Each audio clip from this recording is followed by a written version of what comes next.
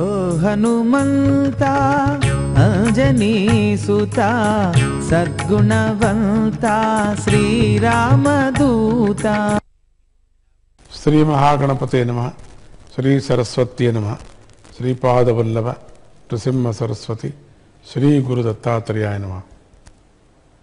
హనుమత్ సువర్చల కళ్యాణం. సూర్యుడికి ఒక కొత్త సమస్య వచ్చిందండి.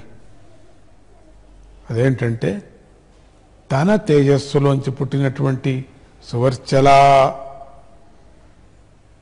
ఎందుకంటే ఆమె నిరంతరము తపస్సులో మునిగిపోయి ఇలాంటి పిల్లను పెళ్లి లేకుండా ఇంట్లో పెట్టుకోవడం సూర్యుడికి ఇష్టం లేదు. ఎప్పుడు నిరంతరము తపస్సులోనే ఉంది.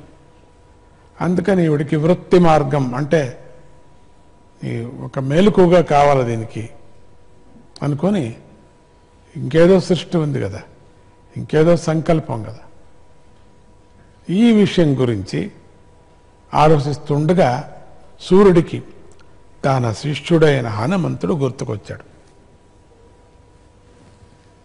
అతడు అఖండ బ్రహ్మచర్య దీక్షాపరుడు, కానీ గురుభక్తికి నిధివాడు. వీళ్ళిద్దరికి కూడా వివాహం చేస్తే ఇద్దరూ తపస్సాధన చేసుకుంటూ ఉంటారు ఒకరికొకరు. సువర్చల వర్చస్సు కదా, అందుకని నా శిష్యుడికి వర్చస్సు పెరుగుతుంది. వర్చస్సు తేజస్సు అదే దృష్టి అంతే. ఇక్కడ ఏదో సువర్చల అంటే ఏదో కన్య ఆడమనిషి అనుకోవద్దండి మీరు. ఆ సువర్చల అనేటువంటి ఒక రూపం అది కన్యా రూపంతో ఉన్నది, కానీ కన్య కాదు అక్కడ. అందుకని యోచన చేశాడు సూర్యుడు, ఈ సువర్చలను, ఈ మెరుగుని, ఈ తేజస్సుని, ఈ వెలుతురుని నా శిష్యుడికి ఇస్తాను అని యోచన చేశాడు. తనకు కూడా కన్యాదాన ఫలం దొరుకుతుంది కదా, అందుకని తన కూతురి యొక్క తపస్సును గాని శిష్యుడి యొక్క తపస్సును గాని చెడగొట్టినట్టు పాపం కూడా ఉండదు కదా నాకు అనుకుంటూ వెంటనే సూర్యుడు హనుమంతుడిని స్మరించాడు. అంటూ ఉండగానే హనుమంతుడు అక్కడ వచ్చేశాడు. గురువు స్మరిస్తూనే రాకుంటాడు ఆ శిష్యుడు. ఎటువంటి గురువు, ఎటువంటి శిష్యుడు. శిష్యుడు రాగానే తన కోరిక బయటపెట్టాడు సూర్యుడు.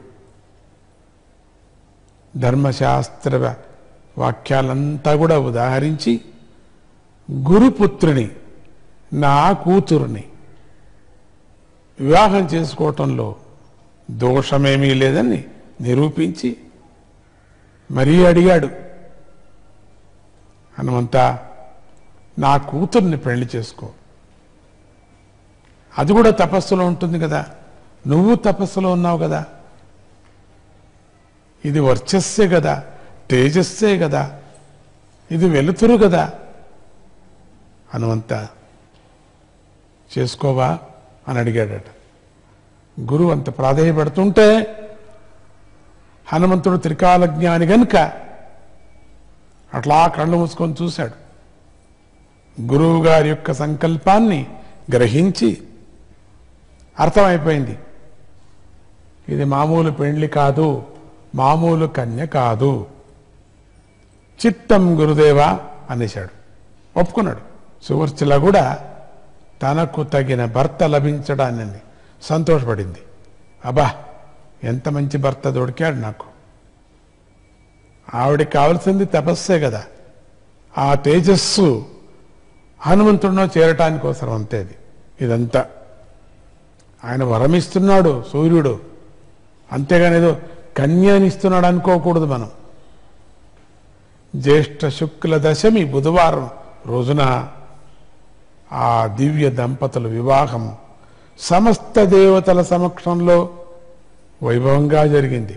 పెళ్లి అయిన తర్వాత చూస్తాం ఏమవుతుందో. జై గురుదత్త, శ్రీ గురుదత్త.